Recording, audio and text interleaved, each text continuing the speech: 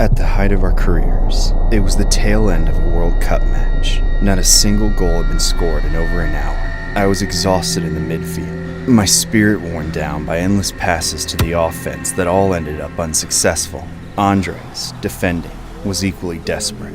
We both knew that the next goal to be scored would likely be the last and only goal, the deciding factor of the entire match. It all came down to just one moment. I slipped, but I lost my footing at the worst moment possible. Right after getting the ball from Andres and trying to take it downfield, I lost control of it and let an opposing player take it from me.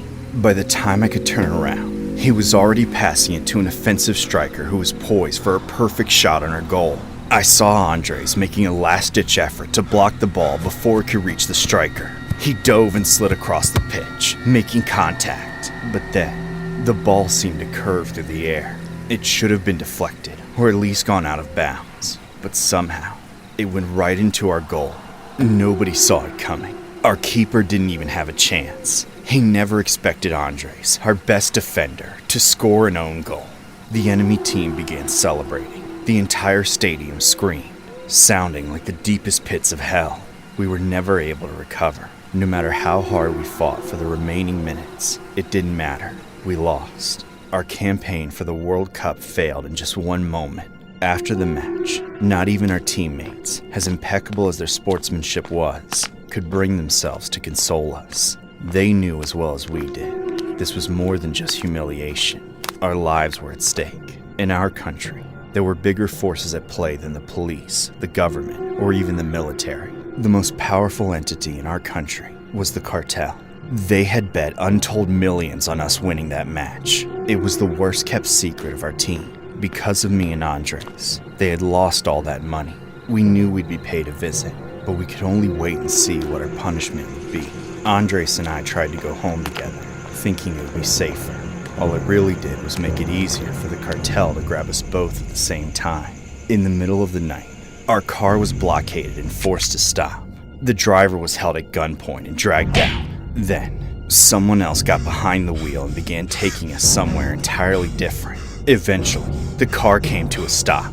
Then, without warning, we were both ripped out, guns pointed at our heads. They screamed at us, kicked us and beat us, dragging us across the ground and tying us up by our necks. We saw a ring of cartel soldiers and bodyguards surrounding the three of us, me, Andres, and the masked executioner standing between us with a razor-sharp knife. We were in some kind of warehouse that smelled of death. The ground beneath us was stained with blood.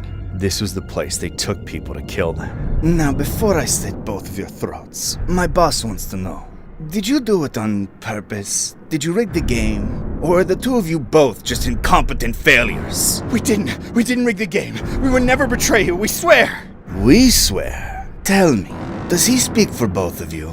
Yes, sir. It was an honest mistake. Please don't kill us. We'll never screw up like that again. We'll never even play again. Just please let us go. I actually believe you.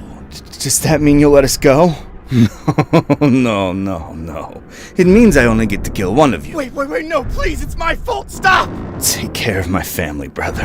Andres! I tried to look away, but the bodyguards came behind me and forced me to watch. He brought the blade up to the very edge of Andres' scalp.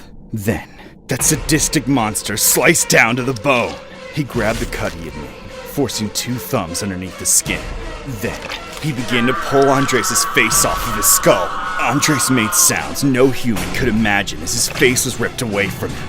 He had gone unconscious, but was still alive. They left me there, forced to look at Andres as his lifeblood flowed from the absence of his face, occasionally regaining consciousness every few minutes, just to choke on his own blood again and beg for mercy with no lips until he finally stopped moving. I wasn't found until dawn, when passers-by were finally sure it was safe enough to untie me without the cartel coming back. When the news hit, the country was mortified, but not at all surprised. The brutal killing of Andres was his punishment for the own goal he scored, and my punishment was to watch it unfold. Everyone knew the cartel was responsible, but to this day, no justice has ever been served, and I have never been able to stop thinking about it. He scored during Colombia's unsuccessful 1994 World Cup campaign. A bodyguard for a crime cartel that had allegedly bet heavily on the team confessed to the crime. The man who pulled the trigger was Humberto Munoz Castro. He was convicted of the 1994 murder and served only 11 years of a 43-year prison sentence.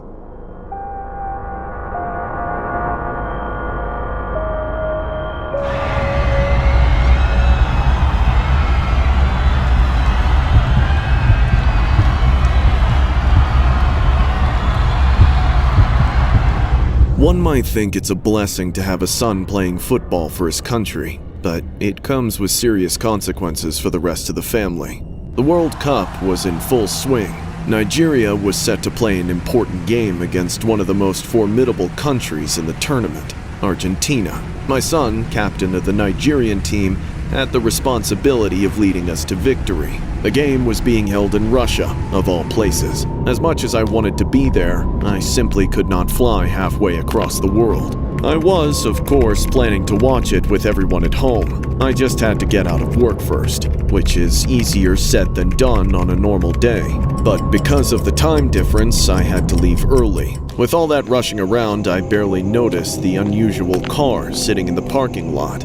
I saw it out of the corner of my eye. A large SUV with blacked out windows and no decals to identify it. However, I didn't have time to care. I got in my car and raced home. The game started in just a few hours and I had to entertain our numerous guests. I glanced into my rearview mirror, absent-mindedly checking out the plume of dust I was kicking up as I sped down the dirt road, when all of a sudden, that giant tank of a car appeared. They plowed right into the back of my car, sending me into a violent fishtail. I could only watch as I went right for a head-on collision with a tree. That was the last thing I saw before I blacked out. I was dazed and nauseous. Where was my pain medicine? What kind of hospital was this? But the more I began to see, it became clear I was not in one at all. I was laid up in a bed, but a filthy one, and I was handcuffed to it. An armed guard stood at the only entrance. He whistled as he noticed me waking up, prompting more men with guns to flood the room. I had been kidnapped. They didn't want me. They didn't even want my money. They wanted my son's money. I was a ransom. If they didn't get what they wanted, they were more than happy to shoot me, my son, or anyone else in the family. Then, they handed me my cell phone and told me to make a call. Hello, Dad? This is, not a great time. The match is about to start and I need to focus. God. Never mind that crap, boy. I've been kidnapped. What? No, Dad, this isn't funny. It's not a joke. Listen to me. Don't tell anyone about this or they'll kill me. Understand? Yes, I understand. I won't tell anyone. What do they want? They want 50 million naira delivered within 3 days, or I'm dead. All right, I can swing that. I'll give them their money. Now you listen, Dad. I'm also going to send the military in there to wipe them all out. No, son, don't! They're listening! Don't! I'm dead. My son's big mouth was about to get me killed. Why didn't he think he'd be on speaker for each and every one of my kidnappers to hear? This made them furious. They told me the deadline was now just 24 hours, and then they wheeled a TV into my cell. It was playing my son's game. He was playing. He just found out his father was being held for ransom, and he didn't even stop what he was doing to save my life. In that moment, I knew what was ultimately more important to him. I couldn't stand to watch him play, especially when he lost at the very end. All that for nothing. After the game was over, one of the men came and injected me with something. He said if I never woke up, then my son never came to save me. I didn't expect to see anything ever again. However, after some time in the infinite darkness, I heard these terrible loud noises, explosions, gunshots, screaming and shouting.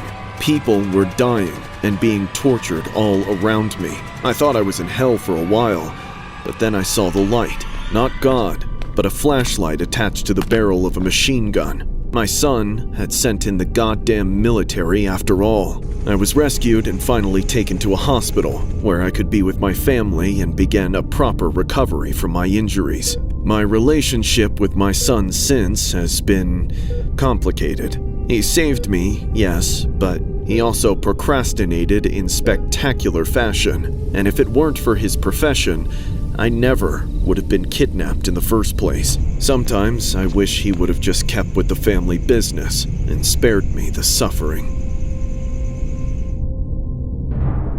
Nigeria captain John Obi Mikel played in a crucial World Cup match against Argentina, only 4 hours after being told his father had been kidnapped for ransom back home and would be shot if anyone talked to the police. Mikel decided to hide the news from his teammates and coach so as to not destabilize the team and went ahead and played the game in Russia. Mikel's father, Michael Obi, was rescued from armed kidnappers by Nigerian police following a shootout in a remote forest in southeastern Nigeria nearly a week after his abduction. That allowed the player to talk about the incident publicly. Police said Michael Obi, who was rescued along with his father, had recovered from the trauma of the kidnap.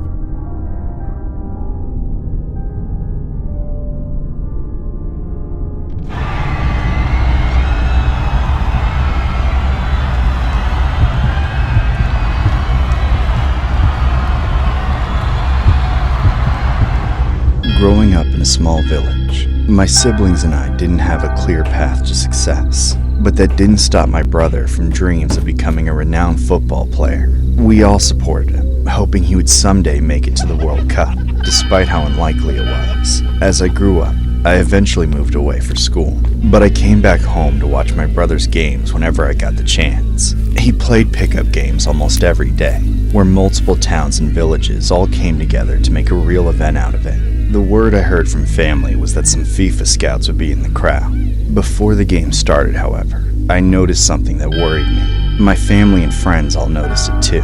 The referee for the match was someone from our village, another skilled football player, but nowhere near the same level as my brother. He hated my brother for that, always jealous of his ability. We were all concerned he might try to sabotage my brother's performance that night. There was little we could do about it either way, but we kept a close eye on him all the same. Once the match began, we watched from the crowd, holding our breath and cheering for my brother. He was playing like a madman, somehow completely in the zone, but at the same time, out of control. I'd never seen anything like it with my own eyes. The way he was moving, he could have taken the World Cup himself as a one-man team. Then, out of nowhere, the ref blew the whistle. The match came to a halt. Everyone looked to see what the stop was for. Then, he pointed to my brother and sent him off the field. Everyone was in shock. All the players were on their feet. The ball was in bounds and everything had been played fair and square. And my brother seemed to feel this truth in his bones as he refused to leave the pitch, and instead stormed up to the bastard ref. Nobody could hear the words they exchanged, but whatever was said, it made my brother finally lose his temper. He pushed the ref back, shocking everyone again, ready to pummel him into the dirt. But as soon as he got within arm's reach, the ref took out a knife. Everyone gasped at once, going entirely breathless as we watched the next few seconds unfold from afar. The ref stabbed my brother, not just once, but an uncountable number of times. By the time the other players pulled him away, my brother's midsection was reduced to shreds. Medics rushed to his aid, but quickly realized there was nothing they could do. They covered him up, moved him onto a stretcher, then hurried off with him. My family saw this all unfold in a state of disbelief. The ref, still soaked in my brother's blood, blew the whistle and started waving his hands at the players. He was actually ordering them to resume the match, right after killing one of them right in front of everyone. All at once, we descended onto the field. There was no thinking, just a bunch of animals. Dozens in the crowd followed us. Our rampage was unopposed. I reached the ref first. I broke that bastard's jaw in a single blow. The ref screamed and collapsed, looking back up at us. No, I'm sorry. You deserve a lot more than that, you piece of shit! Break his legs! He killed my boy! Tear him apart! No, please don't hurt me! Then, a stone flew in from the sky and struck the ref. Nobody saw where it had come from, or who had thrown it. But within a few seconds, dozens more started flying in. That's when all hell broke loose. My cousin ran forward through the storm of stones, grabbing him by the ankles. He was quickly assisted by a complete stranger who helped him tie the ref's feet together. Then they began dragging him off the pitch. He was taken to a gravel lot. More stones there. Without yielding for even a second, the crowd hurled stones at every inch of his body, as hard as each of them could. I was part of it. I helped start it, and I didn't want it to stop.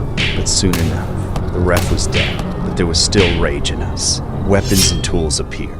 A machete. The ref's head was placed upon a boulder, and we all watched as an old farmer hacked at the neck, chopping with that dull, rusty chip machete until the head was severed clean from the body. The head was taken back to the pitch, and there at the center, placed on a spike. No sooner had his lifeless head been put on display than was the rest of his body pulled and chopped apart, limb from limb. By the end, each member of the family had a piece of the body in their bloodied hands. None of us were innocent in this. It didn't bring back my brother, but it did turn us all into monsters. It took over an hour for the bloodlust to subside enough for the police to intervene. A few people in the crowd were arrested, but we suspect they've already been let off. Nobody in the family faced any consequences for what happened. Perhaps the absence of my brother and the unending guilt and shame over what we did was considered punishment. On June 30th of 2013, De Silva was refereeing an amateur football match in Fio 13, Maranhão. He sent off player Yosemir dos Santos Abreu, 31, who refused to leave the field and began a fight with the referee. Abreu threw a punch which prompted De Silva to draw a knife from his pocket and repeatedly stab Abreu. Abreu died on the way to the hospital. When fans watching the game, including Abreu's friends and family, found out about his death, they invaded the pitch and stoned De Silva before decapitating him and brutally putting his head on a stake in the pitch. Police Chief Walter Costa was quoted as saying, "One crime will never justify another."